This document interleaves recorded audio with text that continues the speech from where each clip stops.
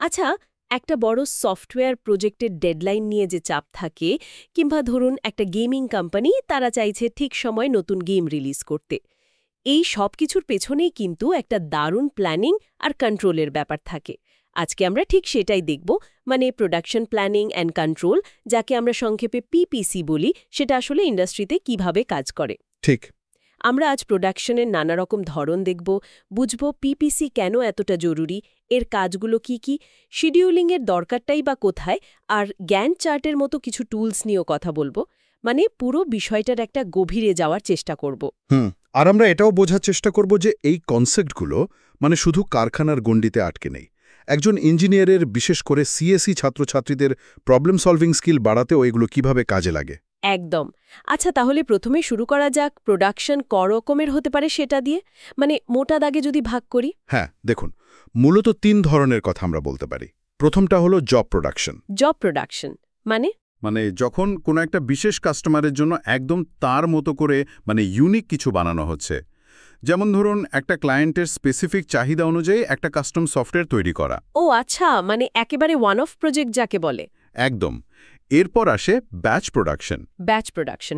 এখানে একই জিনিস তৈরি হয় কিন্তু একবারে অনেকটা, একটা নির্দিষ্ট ব্যাচে। ধরুন একটা মোবাইল অ্যাপের নতুন ভার্সন ডেভেলপ করা হলো, সেটা একটা ব্যাচ হিসেবে অনেক ইউজারের কাছে একসাথে পাঠানো হলো। বুঝেছি। আর ৩ নম্বরটা? সেটা হলো মাস বা ফ্লো প্রোডাকশন। এখানে স্ট্যান্ডার্ড জিনিস, মানে একই রকম জিনিস লাগাতার প্রচুর পরিমাণে তৈরি হতে থাকে। যেমন ধরুন একটা অপারেটিং সিস্টেমের আপডেট, একটা ক্লিক আর লক্ষ লক্ষ ডিভাইসে সেটা পৌঁছে গেল। এটা অনেকটা ফ্লোয়ের মতো। ইন্টারেস্টিং। তাহলে এই যে বিভিন্ন রকম প্রোডাকশন, এদের জন্য প্ল্যানিংয়ের ধরনও নিশ্চয়ই আলাদা হবে, তাই না? তা তো বটেই। একটা কাস্টম সফটওয়্যারের প্ল্যানিং কি আর একটা গ্লোবাল ওএস আপডেটের প্ল্যানিংয়ের মতো হতে পারে? না না, একদমই না।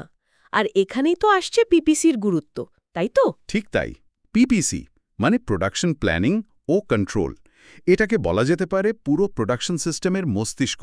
মস্তিষ্ক? বাহ! এর দরকারটা কি আসলে?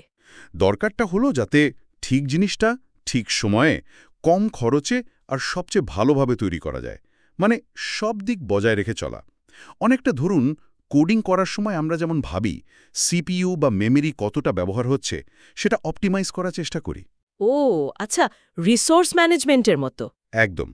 পিপিসির কাজগুলোকে যদি আমরা একটু ভেঙে দেখি, প্রথমে আসে প্ল্যানিং, মানে কি তৈরি হবে, কতটা হবে, কখন হবে, সেই নকশাটা করা। ঠিক। তারপর? তারপর রুটিং, মানে কাজটা কোন পথে এগোবে, কোন টিম বা কোন মডিউলের পর কোনটা আসবে, সেই রাস্তাটা ঠিক করা। মানে গুগল ম্যাপসের মতো সেরা রাস্তাটা খুঁজে বের করা। হ্যাঁ, অনেকটা তাই। কিন্তু শুধু রাস্তা জানলেই তো হয় না, কখন বেরোতে হবে, মানে কখন শুরু করতে হবে, সেটাও তো জানতে হয়। ঠিক। তার মানে এরপর আসছে শিডিউলিং। শিডিউলিং, একদম। শিডিউলিং মানে প্রতিটা কাজের জন্য একটা টাইমলাইন বা সময়সীমা ঠিক করা। আচ্ছা, আর তারপর?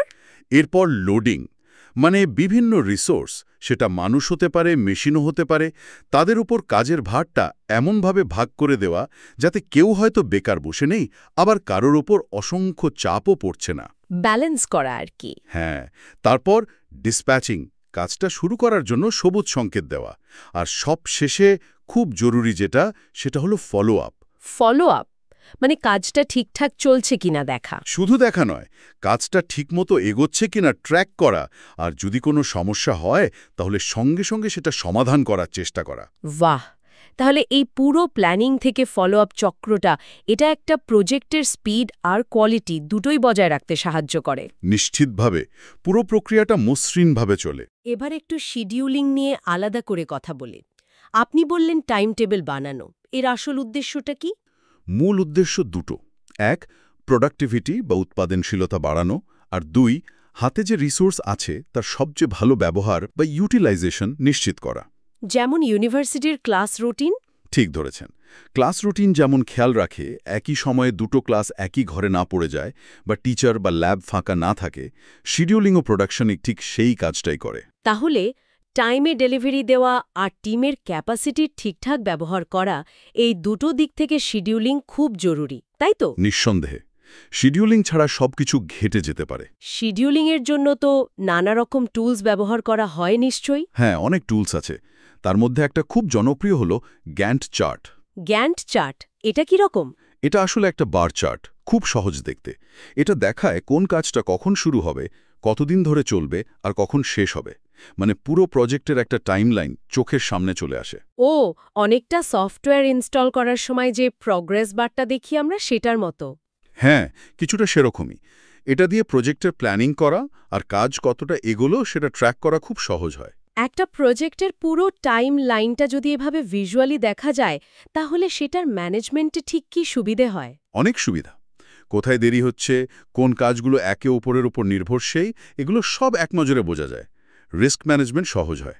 আচ্ছা, ধরুন অনেকগুলো কাজ একসাথে জমে গেছে, সবগুলোরই ডেডলাইন কাছাকাছি।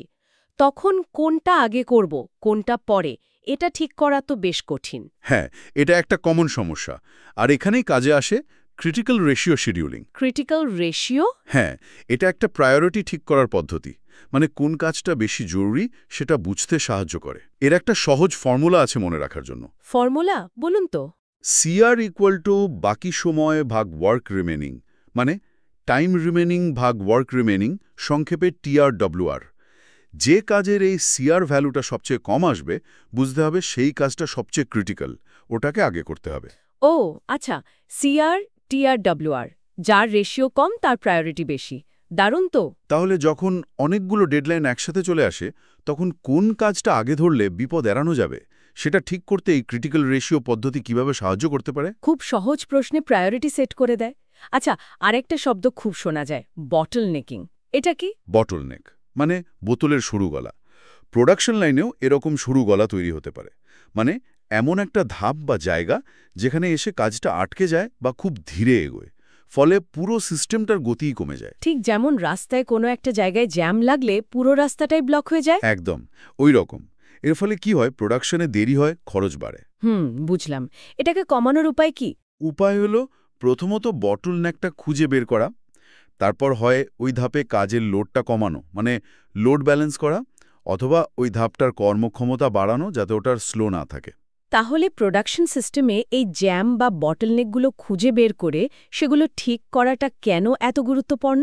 কারণ ওগুলো ঠিক না করলে পুরো সিস্টেমটাই ঠিকঠাক পারফর্ম করতে পারবে না, মানে এফিসিয়েন্সি কমে যাবে। তাহলে আজকের আলোচনায় আমরা প্রোডাকশনের ধরন থেকে শুরু করে পিপিসি কেন দরকার, এর বিভিন্ন কাজ যেমন প্ল্যানিং, রুটিং, শিডিউলিং, তারপর গ্যান্ট চার্ট, ক্রিটিক্যাল রেশিও, বটলনেকিং, এই সব গুরুত্বপূর্ণ বিষয়গুলো নিয়ে কথা বললাম। হ্যাঁ, একটা ভালো ওভারভিউ পাওয়া গেল।